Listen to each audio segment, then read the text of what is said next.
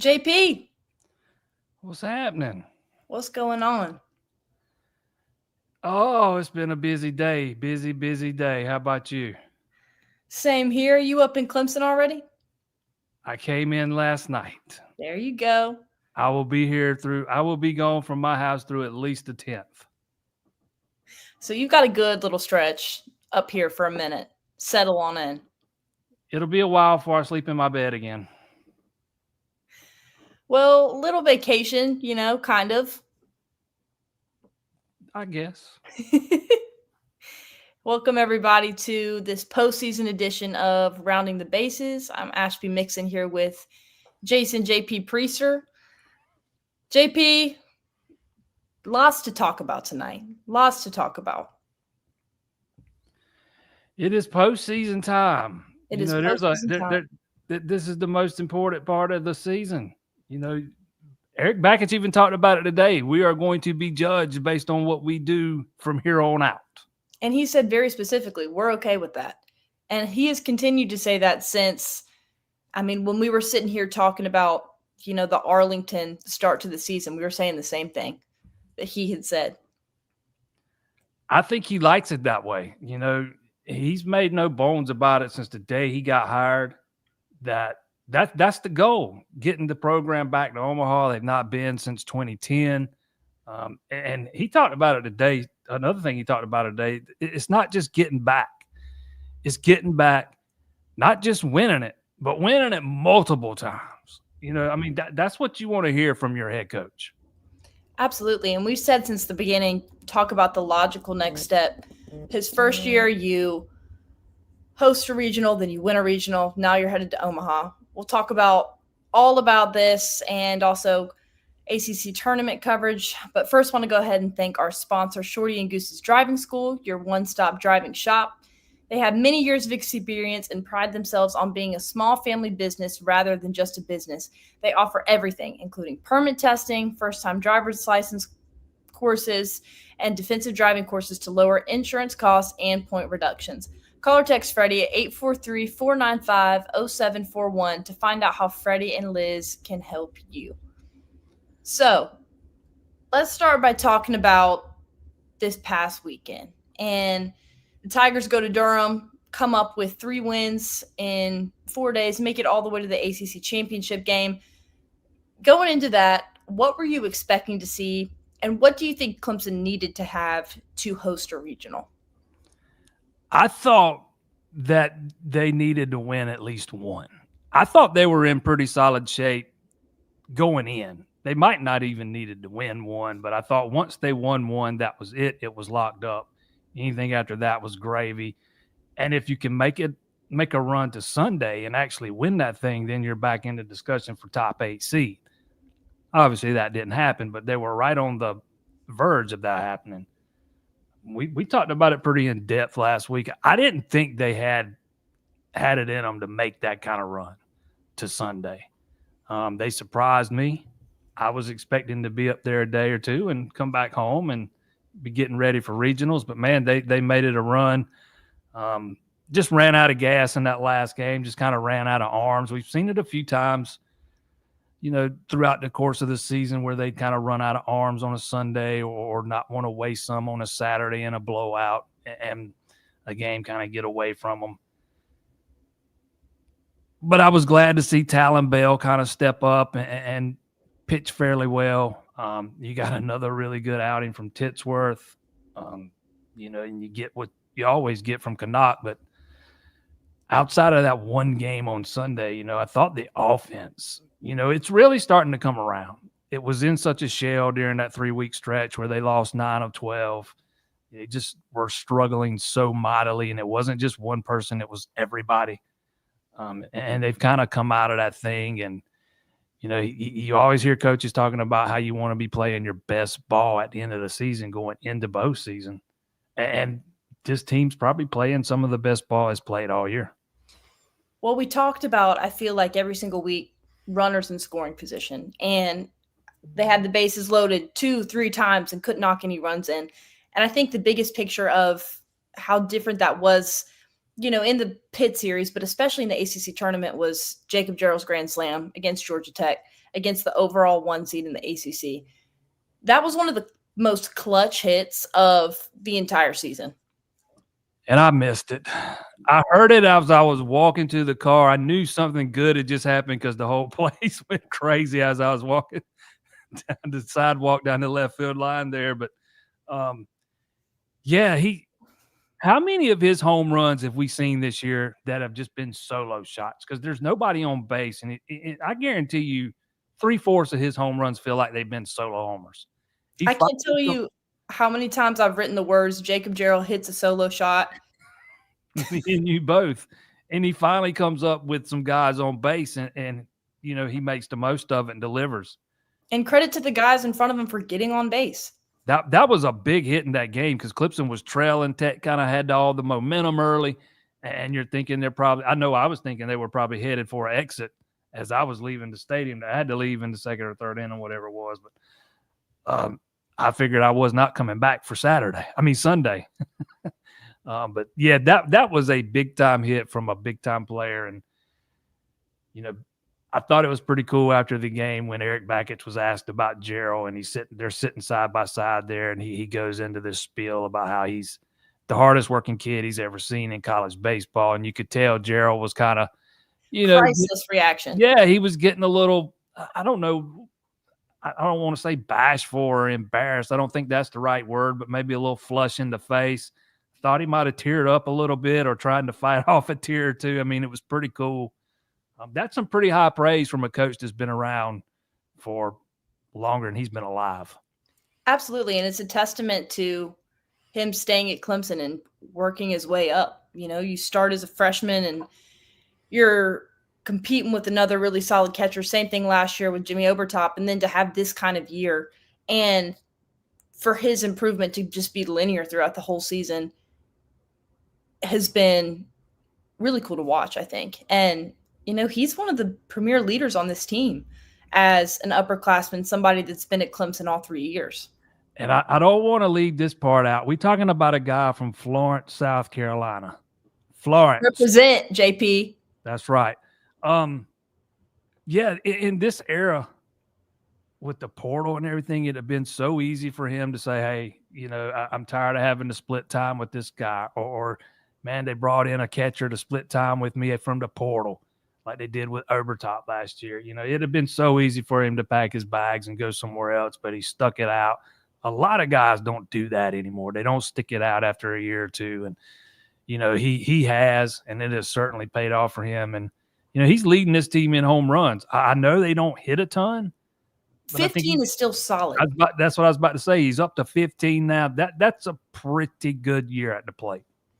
Absolutely. And, he had another one of those against NC State, one of those solo shots, which is, I think, when Coach Bakich talked about him. And then for him to come out the next day after that whole speech and hit that grand slam, I think it really proved Coach right in that moment. And he was one of several guys throughout the tournament that had really big moments. Cam had a lot of huge moments. It was really great to see Dominic Listy get back, especially in that Virginia Tech game to start.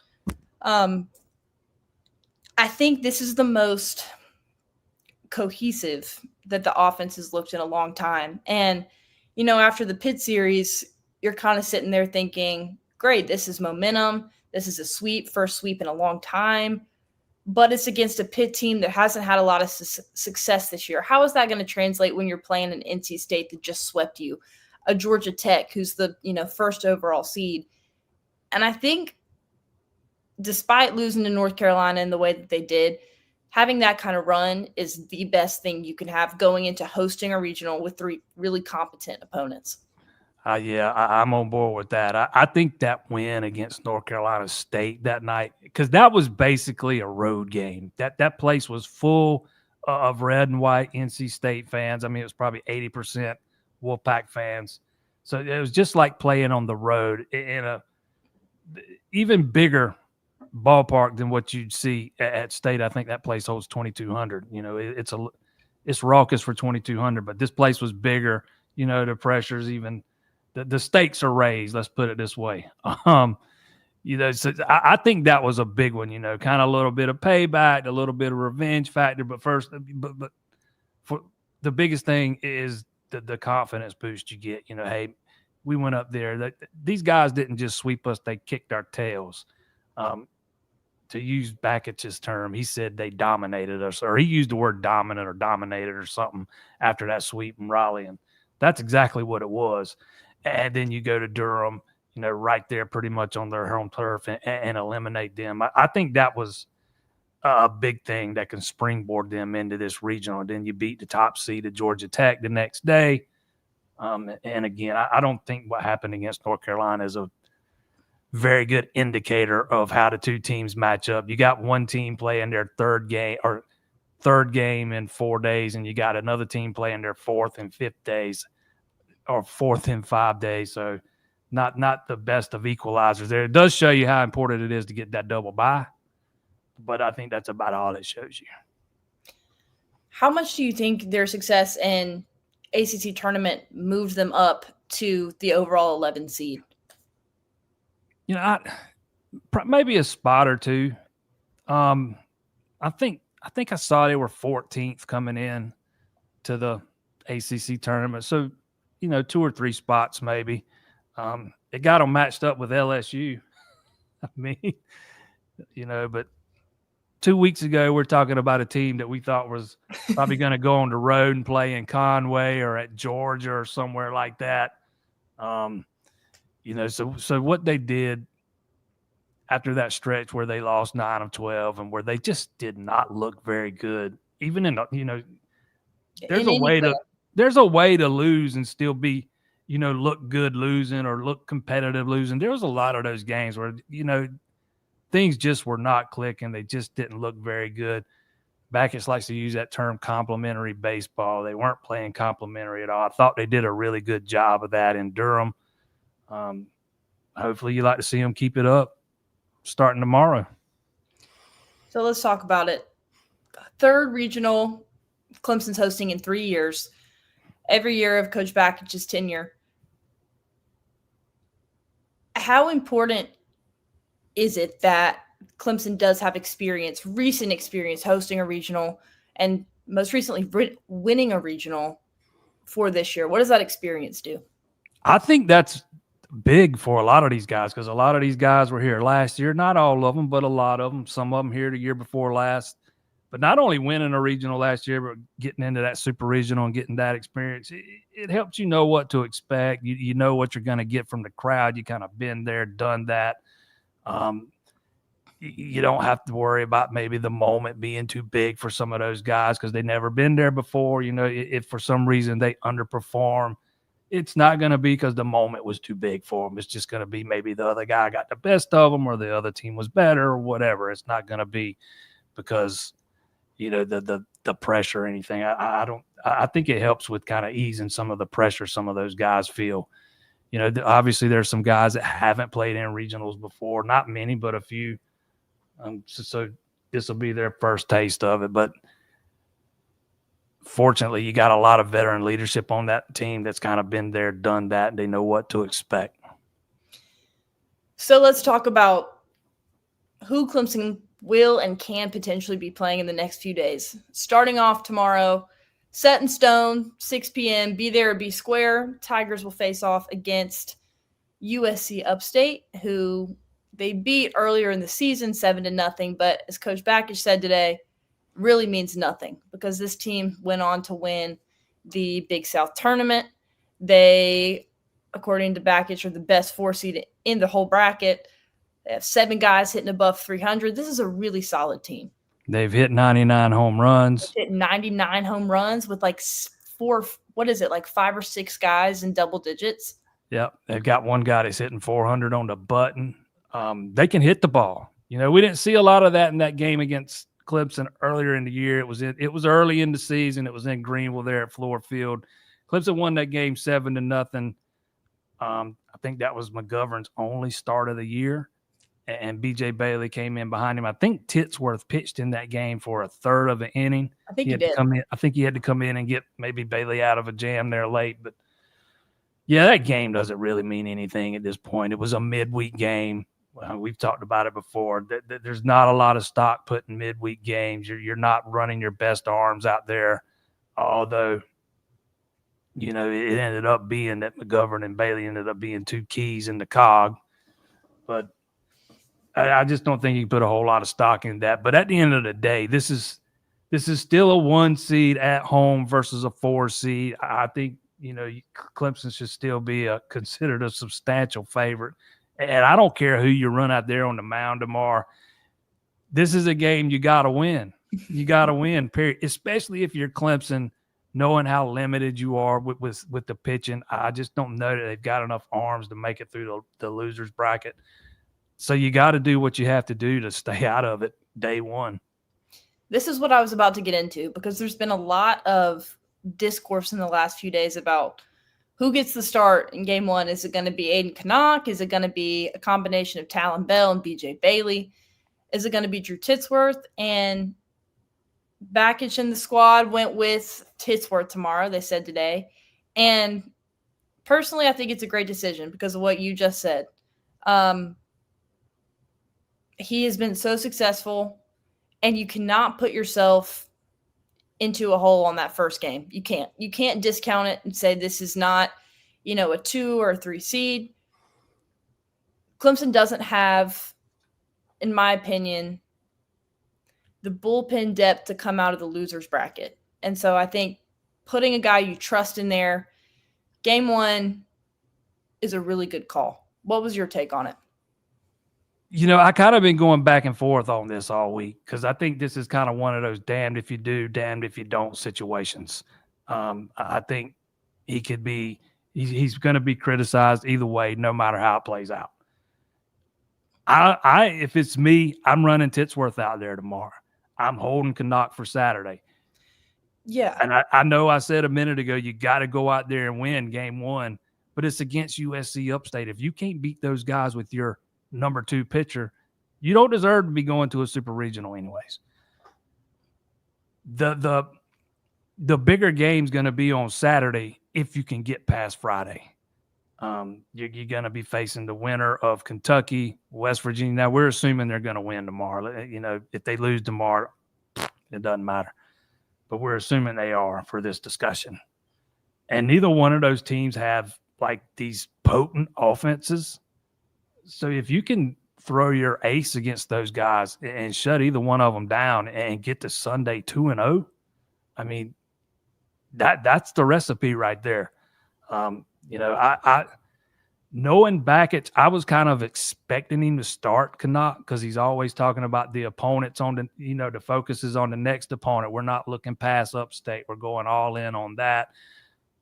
So that kind of terminology says, yeah, they're going to run Canuck out there. In his first 2 years, one day he went with his Friday starter in game one. One year he went with his Saturday starter in game one. So he's kind of done it both ways. But the year that he went with the Saturday starter was when Darden was the Friday guy, and he wasn't really considered the ace. So I got to say I was a little bit surprised. I thought it was going to be Canuck. But if it's me, I'm running Titsworth out there. I like the decision. That's the way I look at it. I want my ace sitting ready for game 2 because I got all the confidence in the world in my number 2 guy to go out there and beat Upstate. And I don't think somebody's asking about Canuck being mad over here. I do not think he's going to be mad at all. You're holding him for the better team. That's saying, hey, man, we want you to go up against a better team. You're our ace. We're holding you for these guys. I don't think you have to worry about anything there. But, yeah, if it's me, I'm rolling Titsworth out there. I mean, he's not been perfect, moving from the bullpen into the starter's role, but he's 5-1. His ERA is closer to 4 than it is to 5. It's like 4.26. He's only really had one bad start, if I'm remembering right, against Duke maybe, where he only lasted 3 innings. He's not a guy that's going to go out there and give you 7 innings, but, a couple of weeks ago at Pitt, he gave you 6. He gave you 6 against Louisville one week. He gave you 5 against NC State the other night, which was he ended up giving up 3 runs, but, man, that was a gritty start. Yeah, I like it. Yeah, it's trust in him, obviously, to go out there and get a win. And I think the plan is if you do, then you haven't used your ace and you're setting yourself up to be on Sunday, and then once you get to Sunday undefeated, then you figure it out. And I think that formula makes a lot of sense. I saw a lot of people saying they thought it could be BJ Bailey, who had already pitched against Upstate, but I really like the call, and shows a lot of faith in a young guy and somebody that he's watched play for a lot of years. Yeah, for me, Bailey was never in the discussion. He's just, I don't know. He seems like a guy that's really lacking confidence right now. Me and you talked about this the other day, actually. He just, his last 2 or 3 appearances, he just hasn't really looked like himself. And like you pointed out Sunday in the press box, when he starts to run into a little bit of trouble, that's when he gets in trouble. He has a hard time getting out of it. And yeah, right now, I don't know that he would have even been in the conversation for me. And with Bell having just pitched Sunday, he's not in the conversation either. Not Sunday, but Saturday, he's not in the conversation either. I'm holding him to later in the weekend. But for me, it was always between Titsworth and Canuck. You got to run one of your 2 best out there, and those have been the 2 best over the back half of the season. Another pitching news, you got some help coming this weekend, right? You get back Ethan Darden and Reed Garris, at least in some capacity, who I think you've really missed both of them in the last few weeks, and for Darden, a couple months. I think Darden has been missed tremendously. Oh, absolutely. When he goes out and you have to move Titsworth into the starting rotation, you're taking a big part of your bullpen away and not replacing him with anybody. It severely impacted the depth. He's not going to come out and start a game for you. I mean, Backett even said today, he might be able to give you an inning here or inning there, however he phrased it. He's not stretched out, so let's don't think he's going to go out and give you 5 or 6 innings. Let's get that out of the way first and foremost. But not going to be a Sunday starter. Yeah, he can be another piece in that bullpen that just one extra arm can go a long ways. And to me, getting Garris back's huge. He is the number 2 piece in that bullpen. He is what gets you to Malstead. And he has been fantastic, pretty much all season long. The guy's got a 1.33 ERA. He has given up 5 runs all year, only 4 earned. I mean, in 17 appearances, that's pretty good. And when you're missing a guy like that, you're going to feel it. And they felt it, in the tournament this past week. You have him. Who knows? It's just this one more piece that you were missing that you could have had. But, they didn't have him against Pitt. They didn't have him for 2 games against Duke. So when you don't have him, that's a big loss. So getting those 2 guys back would definitely help. I think it also, with his absence, it was interesting to see Malstead have a little bit of a longer appearance. I can't remember which game it was, but I think he threw for 3 or 4 innings. I think it was 4. And that was interesting to see that is a possibility going forward too. Yes. Every little piece helps. I'm telling you that they have been so severely impacted by, injuries this season. I don't think a lot of people realize how many injuries this team's dealt with to the arms. Even McGovern missed a month. He's been lights out since he's been back, but even he missed a month. But yeah, any little piece you can get back to help from a depth perspective certainly can't hurt. Absolutely. Never going to hurt. So starting with tomorrow, do you think are the keys to, obviously we've said it a million times, got to get out there, get the first win. How do you think they do that and keep the momentum going? Starts with Tits. Starts and stops with Drew Titsworth. He's got to he's probably not going to shut it down entirely, but he's got to limit the capability of that upstate offense. They got some pretty good hitters in that lineup. You touched on it a minute ago. 7 guys hitting over 300, 99 home runs. They can hit the ball. So it starts with him, and you can't be giving them. He can't walk guys. Can't be having a lot of free 90s, and the defense has to be solid when they put no errors, no unearned runs. That you got to play behind your pitcher, and then let your offense, go to work. I will say Clemson's offense will be going up against one of the greatest baseball names of all time tomorrow. Starting pitcher Amp Phillips, who has a 3.58 ERA, 7-2 record, and 11 starts, and was the newcomer of the year in the Big South Conference. So I think getting out there, seeing some Drew Titsworth put up some zeros will be helpful too. See, it goes back to, what I said a minute ago when they played earlier. Clemson wasn't using their better arms at the time. Upstate wasn't using its better arms at the time either. So, Clemson just saw their midweek guy or whatever. Totally different thing once you get into the weekend and regional play. It's a whole different animal than compared to midweek. I don't think you can really take anything from that game 3 months ago. You can take Andrew Chufo's monster home run that he hit. That's one of the furthest home runs I've seen in college that went all the way over the green monster at the Greenville Drive Stadium. Do you remember that? I do. And I guess you can also take, McGovern's performance against them, and you would hopefully, if you needed BJ Bailey tomorrow, he could find some of that magic he had in his first outing against them, although I doubt we see him tomorrow. It will be interesting to see where they use him, if and when. And, it'd be great to see him get some of that confidence back. Like we were talking about in the press box, he goes through against UNC, first two batters, looks really confident. There's an error in center field, gives up a double, and kind of felt like a spiral for the rest of the game from there. Oh, yeah. Then he gets the first out in the second, and he walks two guys or hits two guys and walks the next. I mean, he basically walks the bases loaded. I mean, he just it came off the rails pretty quick, and it kind of started with that error. I think so, too. I think limiting stuff like that and not letting anything – because that's been a thing for this team all year is the way to win games is to not let things spiral when it doesn't go your way in the first couple of innings. They've had so many games where they've started out down, and pretty quickly if it's going to be the, cardiac cats, they're going to come back, or it turns out like the North Carolina game. So you have to eliminate any of that this weekend.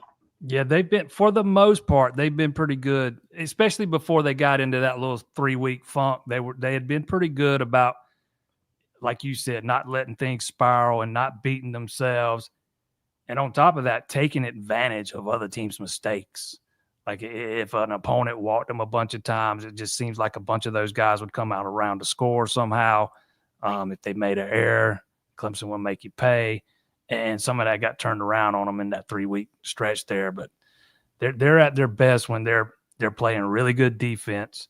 The pitchers aren't issuing a lot of walks, and they're taking advantage of the opponent's mistakes. And you saw that in the Georgia Tech game. I mean, that's what the whole press conference was about afterwards with Georgia Tech's coach was, they punished us every mistake we had. And so I think if you can get a USC Upstate team, a West Virginia team, somebody on the road, whoever it may be, and you capitalize on those mistakes that they may make in a big environment, bright lights, that's going to be a key. I can't wait to see that big environment with the bright lights. There's not a much better place to be than Doug Kingsmore in the middle of a regional. Completely agree. We got my dad coming up to his first Clemson postseason baseball game ever tomorrow. Excited for him to see that. That's awesome. He's going to enjoy himself. Oh, yeah. How can you not? It's going to be a great environment. Interested to see the opposing bullpen, everybody around there tomorrow. It's going to be lively. Yeah, I would not want to be a relief pitcher for Upstate tomorrow having to warm up in that bullpen. It's you have to wonder how they prepare for something like that, and if you even can. Night game where a large majority of fans are going to spend the bulk of the afternoon and early part of the afternoon out there behind Jervy, congregating and doing whatever that is they do out there. Yeah. We'll leave that to the imagination, but it's going to be that's going to be a lively part of the stadium tomorrow. Would love to know what the KG Cafe is cooking up. You know what? I can probably find that out. I remember last year, in the supers, they cooked a big old gator. Oh, yeah. That's why I was wondering. Yeah, I can probably find that out. I can When find you that out. ask, can you also ask if they can save me a plate of gator or whatever it is this year? Thank you so much. Shoot, we'll go out there. You got to get them to save it. We'll go out there and get it. Sounds like a plan to me. So, predictions. How do you think this is going to go? You think Clemson wins all the way through? You think they win a game? What's your prediction? What do you think, JP? When you were talking about BJ Bailey a minute ago and saying you don't know when he'd pitch, I started to say, best case scenario is they win 3 straight and you don't have to pitch him. He doesn't. Right. That's best case scenario. I mean, no knock on him. That's just where we are right now. He's been great for. Who's your third starter?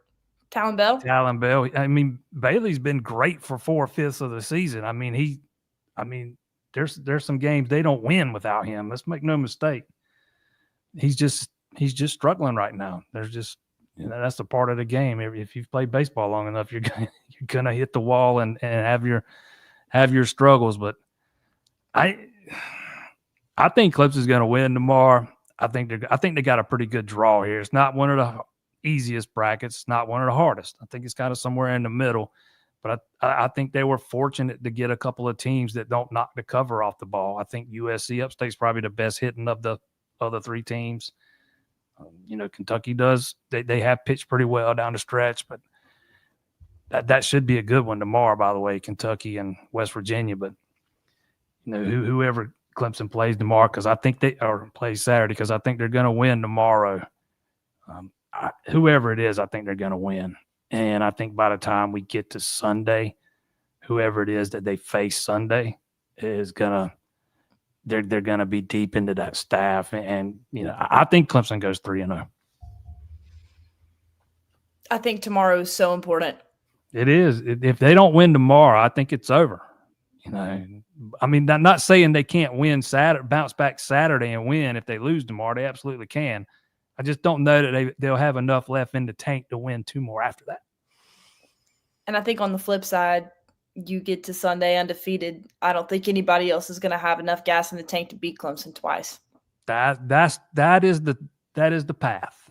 That is the path right there. Win Friday, win Saturday, and let everybody else, burn up their bullpen. Hopefully, you see West Virginia and Kentucky play a 14-inning affair tomorrow and really start to burn through those guys. But yeah, that's the path. Winning Friday, winning Saturday, and that just sets you up to punch your ticket to a super.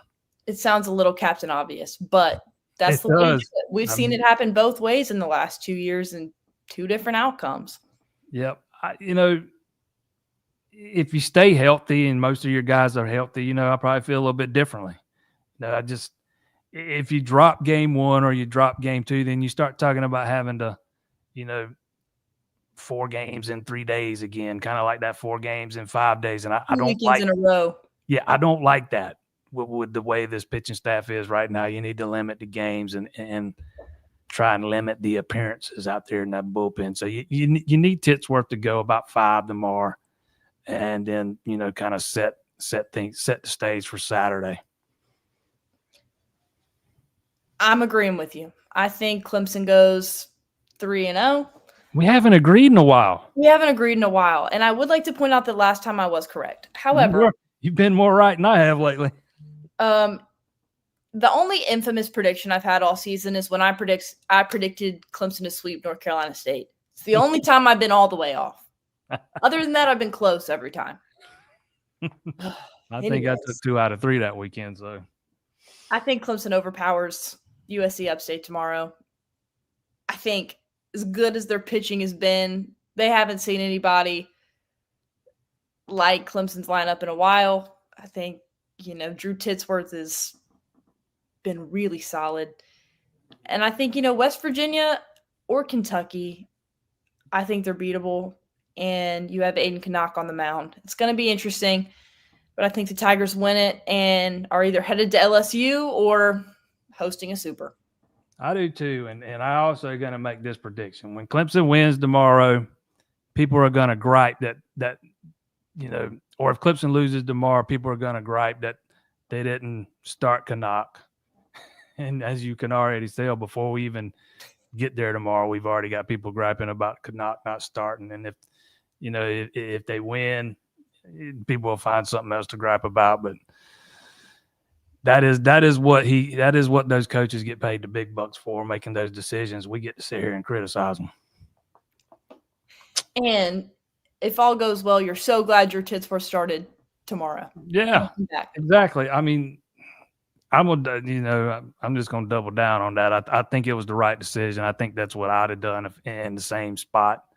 I want my number one guy. I got enough confidence, in my team to believe in them being able to go out and beat a Big South team in game one. I don't feel like I need my ace.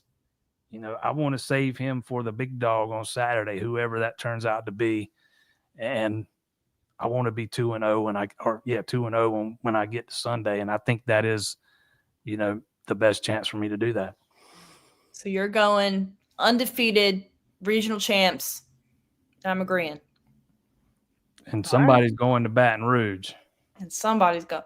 So you don't think Dallas Baptist can do it? Can knock off the LSU Tigers? LSU got the easiest bracket of the whole field. Who all do they have? I can't remember. DBU, Fairfield, I think, and I forget the other one. But they got a pretty easy draw. No knock on Dallas Baptist. I don't know. They've been pretty good. They generally are. They came to Clemson a couple years ago, maybe 2 or 3 years ago. I forget when it was. Yeah, they got a good program over there, but it's not an SEC team or an ACC team. Aren't they the 2 seed in that regional? They are. Yeah. LSU has been hitting 220 as a team in the last month, though. We can all cross our fingers. I know I will. Some time before we think about that. Yeah, let's get through this weekend and then we worry about LSU. Yeah, I don't think it's far from a guarantee this team's going to win a regional. I think they're going to, but it's far from guaranteed. I just knew that they were going to put Florida in Clemson's regional. I just knew it. I knew it. ESPN wanted the drama, the rematch from last year. People coming back, oh man, I was really, really surprised, but it'll be interesting. Part of me thought Florida and the other part of me thought Kentucky, because last year Florida didn't deserve to be in. Send them to Clemson, hottest team, one of the hottest teams in the country. They don't deserve to be in. We're going to let them in. Let's send them to Clemson. Kentucky does not deserve to be in this year. And I know Florida made it to Omaha last year. Still don't think they deserve to get in. And here we are with another team didn't deserve to get in. Don't even have 30 wins, under 500 in conference play, and they are playing in a regional. I would also like to remind everyone that Clemson softball regional was also USC Upstate in Kentucky. And Kentucky was, I believe, 10-17 in conference play in softball. It helps to have those 3 letters beside your name, SEC. And that's a conversation for another day. Oh, yeah, we'll be here another hour. Minimum. Oh, especially with everything going on. But we'll get there if we are talking about LSU this time next weekend. Hopefully we're talking about Clemson baseball here on Rounding the Bases this time next Thursday.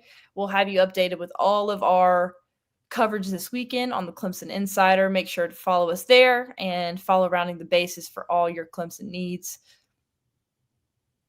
What else?